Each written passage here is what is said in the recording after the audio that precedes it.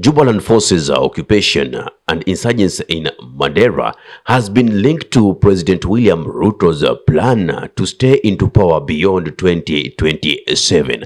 Now, these are not just mere allegations, and this means they will be used to cause instability within the area, which they shall then declare the country not fit to go into elections. In that way, having Ruto extend his term naturally. Now, if you think this is what you normally call stories ajaba, today you might think that Mandera is far away from you. Wait until, because right now, the governor of Mandera County himself is saying that the Jubaland forces have occupied 60% of Mandera County. And when they are doing that, the KDA forces are so silent. Aren't you reading something in that? The Jubaland forces that have been flushed out of Somali by the Somali National Forces because they were causing instability in that country. Then they run into Kenya and they are offered safe haven. Even they capture a school and use it as their military training ground. Does that ring a bell unto you? Now, William Samoei Ruto has been linked to dealing with arms. Now, remember, you should be asking yourself this question: who stands to benefit whenever there is war? Because, oh yeah, there has to be someone who benefits. Is it you, the common mwananchi? Is it me? Or who is it? And by the way, do you remember the story whereby a few months after William Samoei Ruto allowed the RSF militia leader Hemeti into Kenya and held meetings in the KICC? Then a few months later, firearms belonging to the government of Kenya were found in possession by the RFAs. How do we say that? How do we even get ourselves out of that mess? Whom can we say got us into that mess, if not the president himself? So there are things that are happening in this nation that we really need to call them off. This regime has completely shattered and cracked as completely as common mwananchi. And millions and billions are being looted from our systems just to the aid of one greedy man, the president himself, William Samoei Ruto. The other day in Siaya, we saw John Mbadi, the CS for Treasury, saying that the economy is actually doing well and it is we who don't have the reality. But it's not bad to remind the CS that when the economy is doing good, you even don't need to shout about it. You don't need to write scripts about it. You don't need to hold press briefings about it. You don't need to hold rallies about it. You don't need to preach about it. The common mwananchi will actually feel it in their pockets. They will feel it as they purchase the basic commodities that they use on a daily basis in their households. It is them that they will give first account of an economy that is doing great. So, giving us Queen's articulated kind of English, well coronated with adjectives, trying to describe how great the economy is working under President William Samoei Ruto is nothing other than a fallacy and shenanigans that this regime is used to playing, thinking that they are dealing with generations of our grandparents.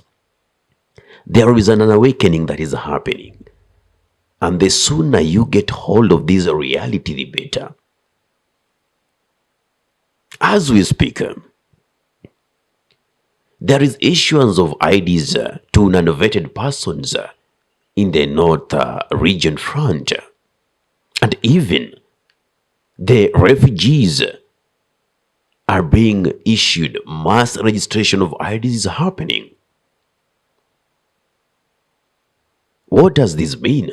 These people will be eligible to vote. So, William Ruto is setting himself in a place whereby if by all means elections will happen, he has backup of these persons who will forcefully vote for him.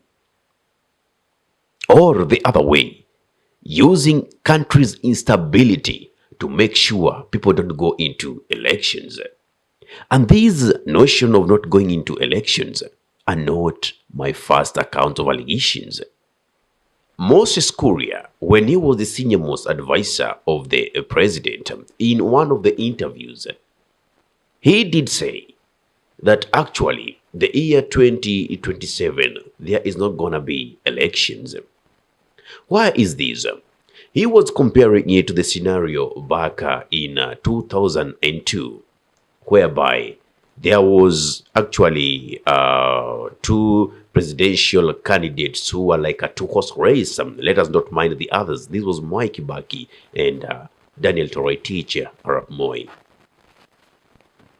Despite everything, Kenyans knew that they were not going to vote for Moi. And they knew with a landslide they were going to elect Mwai Kibaki. Is it the same situation that has made William Samoei Ruto to feel so naive to not want elections be done? Because as much as he is visiting certain areas and he is being promised of a two-term or re-election from those areas, he has raw intelligence which he consumes as he claims. And by now, he should have known that most of the people deep inside, they are not ready to elect him as the president.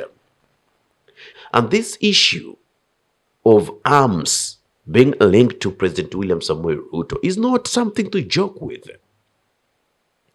Because these Jubaland forces, they were driven out of Somalia by the Somali National Forces. Why were they being driven out? Because they are a mess. They are causing instability in the country. Then they arrive in Kenya and they are given safe haven to operate. Even they occupy a school. And now, when some artilleries are being dropped from Somalia by the Somali National Forces, our citizens in Mandera becomes collateral simply because of a president who cannot put his interest away to safeguard the nation. By now, I would have expected that the KDF would have already flushed out these Jubaland forces. Right now, we are seeing the continuation of ID issuance to non-vetted persons in northeastern. Remember, that is the gateway between Ethiopia to Kenya, Somali to Kenya. And already we have mass issuance of identification cards to the refugees. What does this mean? Our passports are going to lose value.